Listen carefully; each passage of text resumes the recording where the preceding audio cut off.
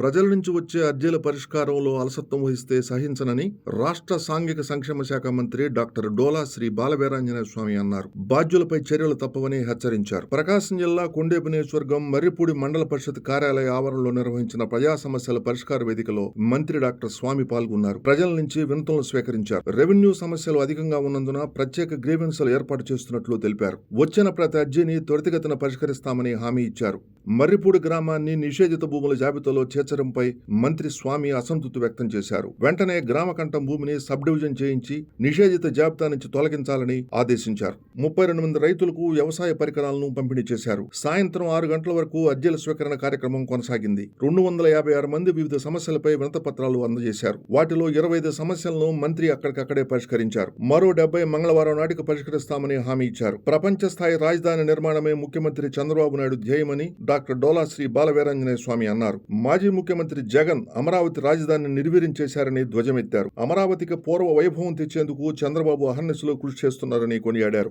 రైతు భరోసా, తల్లికి వందనం లాంటి పథకాలను త్వరలో ప్రారంభిస్తామని చెప్పారు. కార్యక్రమంలో కనిగిరి ఆర్డీఓ కేశవర్ధన్ రెడ్డి, మండల డివిజన్ స్థాయి అధికారులు, తెలుగుదేశం పార్టీ నాయకులు ఎర్రమూతి శ్రీనివాసులు, చేరెడ్డి నర్సారెడ్డి, రేగుల వీరనారాయణ, తుళ్లూరు నరసింహారావు, గుంటు హనుమారెడ్డి, వై వెంకటరెడ్డి, ఓబుల్ రెడ్డి, బోదాల యేసుదాస్ తదితరులు పాల్గొన్నారు.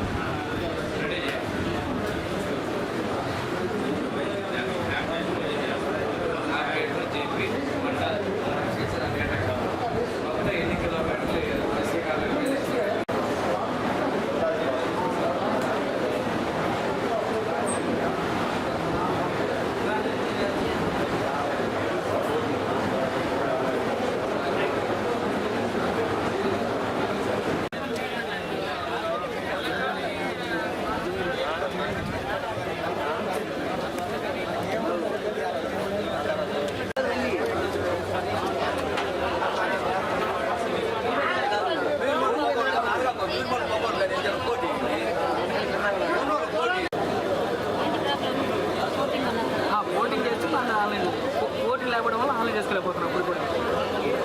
ఆధార్ జెరాక్స్ కూడా తీసుకెళ్ళాను. ఎక్కడ తీసుకెళ్తాం? లోపల సార్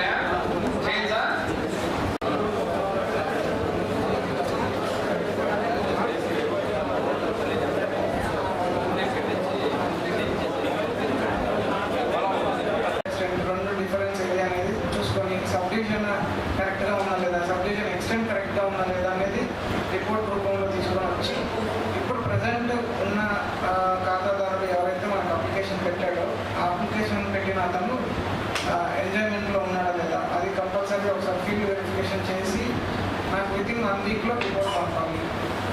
వితిన్ 1 వీక్లో మనం రిపోర్ట్ పంపిస్తే దేశీ సార్ స్పెషల్ పర్మిషన్ తీసుకొని ఈ మండలికి సంబంధించి ఒకరోజు మొత్తం కూడా ఈ అప్లికేషన్స్ అన్ని క్లియర్ చేయించడానికి సార్ని రిక్వెస్ట్ పెడతాను.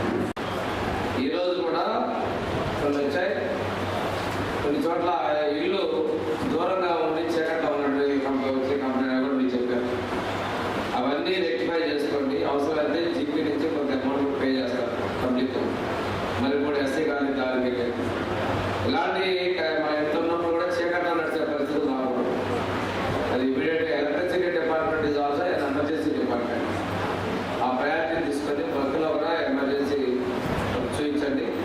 అదేవిధంగా ఆర్డబ్ల్యూఎస్ డిపార్ట్మెంట్ సామాన్లు మనం రెగ్యులర్గా మీకు ఇచ్చే నాకు వచ్చే గ్రీవెన్స్ పంపిస్తాను చాలా వరకు రెక్టిఫై చేసుకున్నాం. ఈరోజు నాకు వచ్చింది 4-5 విలేజెస్ వచ్చాయి. సన్నమూరు, చిమట, కాకర్ల, ఎస్సీ ఇవి ఎక్కువ వచ్చినాయి కూడా ఎస్సీ కాలేజ్ సభ్యుల సముద్రం. ఇవన్నీ ఏంటంటే ఆర్గనైజ్ సర్వీసులు వస్తాయి. కన్సర్ట్ గ్రామ పంచాయతీలో గ్రాంట్ ఉంది.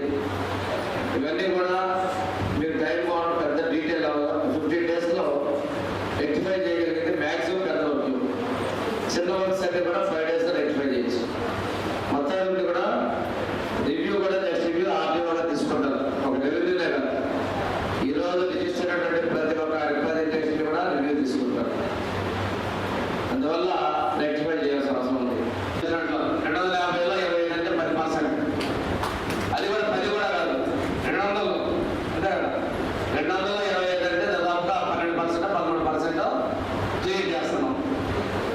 అందువల్ల నేను తహసీల్దార్ గారిని మనస్ఫూర్తిగా అభినందిస్తూ మిగతా వాటిలో కూడా పరిష్కారాలు చూపించాం. ఆర్డబ్ల్యూఎస్ అన్నింటి కూడా ఇచ్చారు. దాన్ని కూడా పరిష్కరించడం లెక్క అనుకోవాలి. గ్రాంట్ శాంక్షన్స్ కొన్ని చెప్పున్నాం.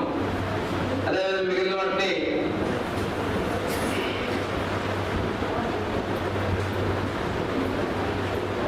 ఆది వాళ్ళకి 10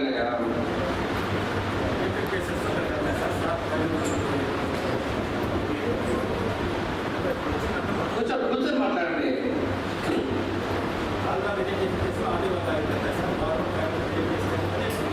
వాళ్ళు సాటిస్ఫై పర్లేదు రివ్యూ మళ్ళీ కలిసి అయ్యబట్టి మీకు పంపిస్తారు. 25 వాళ్ళు 70 అంటే nearly 50% of the revenue stage అంటే ఇది గ్రేట్ అచీవ్మెంట్. అది మీ మండలానికి ఒక మంచిది. దాంతోపాటు తహసీల్దార్ గారిని అంటే సీనియారిటీ మంచి ఈ నెలలోనే రిటైర్ కాబోతున్నారు. వాళ్ళు రిటైర్ అయ్యే ముందు ఒక గొప్ప రికార్డు అనుకోవాలి. అది మరిపూడి మండలంలో ప్రత్యేక ప్రజా పరిష్కార వేదిక కింద ఈరోజు ఉదయం నుంచి ప్రజల నుంచి వినతులు స్వీకరించడం జరిగింది. దీనిలో 250 పైచీలకు వినతులు వచ్చాయి. అందులో 200 వరకు రెవెన్యూ డిపార్ట్మెంట్కి సంబంధించినటువంటి సమస్యలే ఉన్నాయి. వాటిలో 100కు పైగా పోర్టింగ్ సంబంధించినటువంటి ఇష్యూస్ ఉన్నాయి. వాటి గురించి జాయింట్ కలెక్టర్ గారితో కూడా మాట్లాడడం జరిగింది. ప్రతిపాదనలు పంపిస్తే వీలైనంత త్వరగా వాటిని క్లియర్ చేస్తామని చెప్పడం జరిగింది. రెండోది మ్యూటేషన్స్ విషయంలో కొన్ని ఇష్యూస్ పెండింగ్లో ఉన్నాయి.